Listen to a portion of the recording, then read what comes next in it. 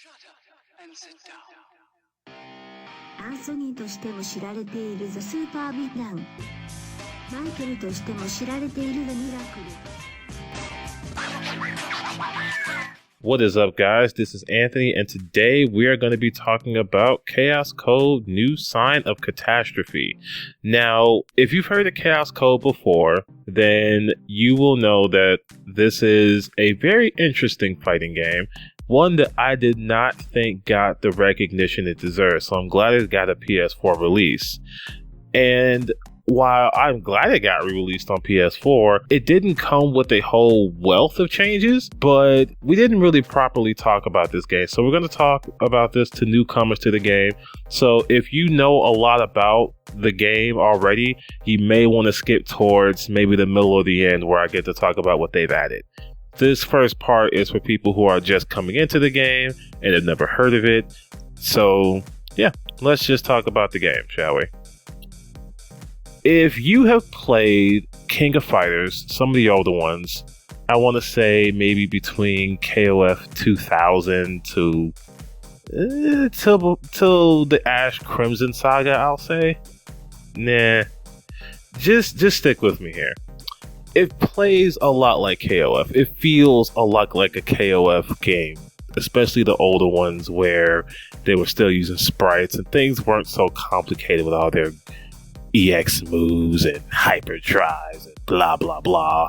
But anyway, that aside, it's a little weird to describe without referencing KOF because it has a lot of what made KOF good. It has a lot of different movement.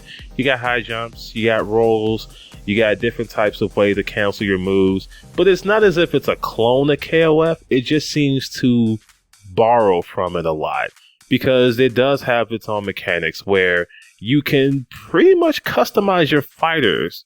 You can use different types of... You can either step, you can run, you can choose different types of special attacks, you can choose different types of super moves. It's pretty interesting in that regard. You can have a mirror match, but you two won't have the exact same moveset. And that is one of the things I think Chaos Code does that's very intriguing and will keep people playing, to experiment with what moves or what ways of movement help with their playstyle, because each way of movement has their own benefits. Like if you do hops, instead of just straight running, you get a bit more invincibility as you move, but you don't get the rushdown that you get from just straight running into your opponent. So it kind of makes you think of how you want to play with a certain character and how each character should be played according to movement, special moves, things like that. As for the cast, it's a pretty diverse cast. I can't say that two characters play the same. Even the character that is just another character of another version of himself, I don't get that. They kind of do it twice, but one is really blatant and one just seems like the good and evil version. But even those variants don't play exactly the same. So the cast they have here is pretty varied. I think there's something here for everyone. If you want a grappler, you can have a grappling chef. If you want a Rushdown character, you can pick an otaku kid. If you want to be generally annoying, there is a cross-dressing cosplayer. Pretty colorful cast. Now, do I know anything about them as far as backstory? A little bit. I mean, you get to learn little snippets about them, but as far as a story, I would not be looking for a very compelling one if I were you. Part of it is in part to the fact that the writing isn't very good, and another part of that is that some of the translation isn't very good. Some of it is just weirdly really spoken, really weirdly written. It's difficult. It's difficult to piece together the story here. But let's face it, we're not really here for the story. We want to know how the game plays, and I feel like the game plays very well. It's very tight, very responsive. It's a good looking game. The only gripe, and I really do mean the only gripe I have as far as characters and how to play them, is probably with one of the new characters. Ray. He has probably the worst looking command list I've ever seen, and I really hope game developers never do that again. ever, ever, ever. That is the worst way to show a person how to use a character. It looks like some weird chart you see in grammar school on how to use words. No. But it's a small gripe. If you choose to play that character, you don't have to. He's relatively new. That's one of the things they added. They added 2 new characters. And the other character seems pretty fun. I really haven't gotten much time to play her because I just want to see how different the game was. And it's not different. If you have combos or things you remember, any muscle memory from the last game, it'll carry over here. It's the exact same game, just with a few tweaks.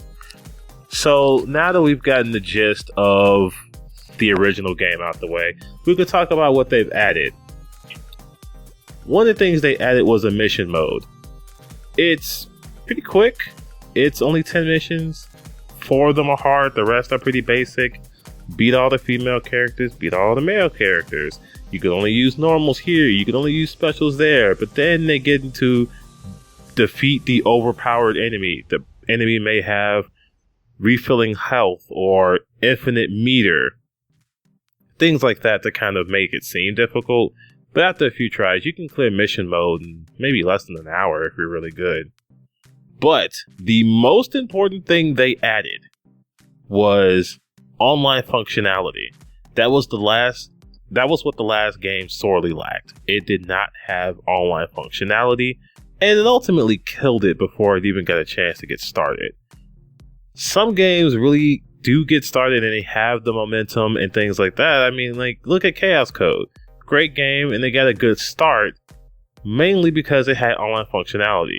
Longevity, that's something to be discussed, but Chaos Code didn't even get a chance. And I feel like it was because you couldn't play online. Now you can. And it's pretty good netcode.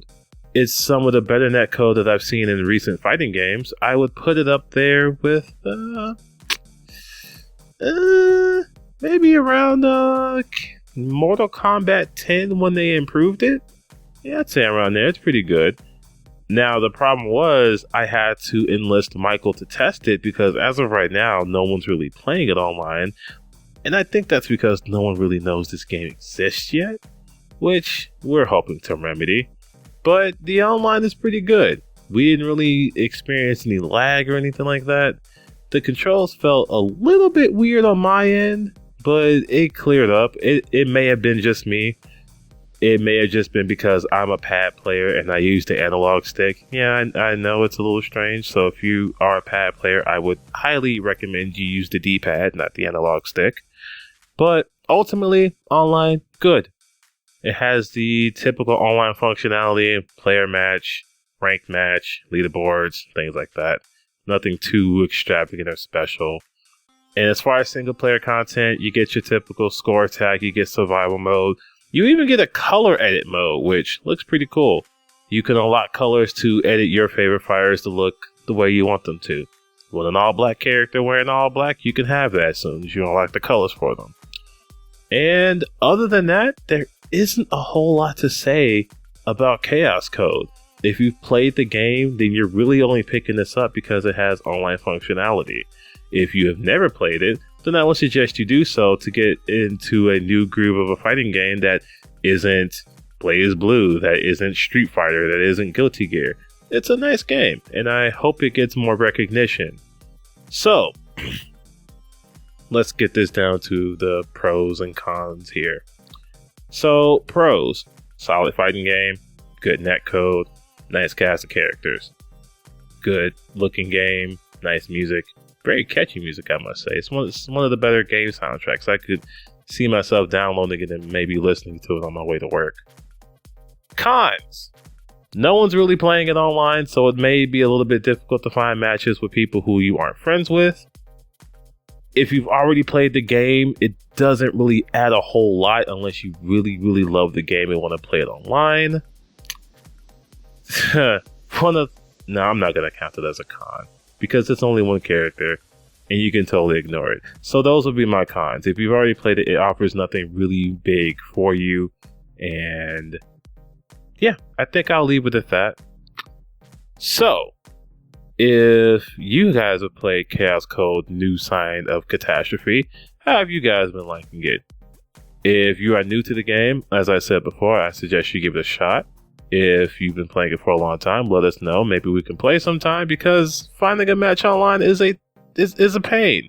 So, let us know in the comments below. Keep a lookout for more reviews, more videos from us, and we will see you guys later.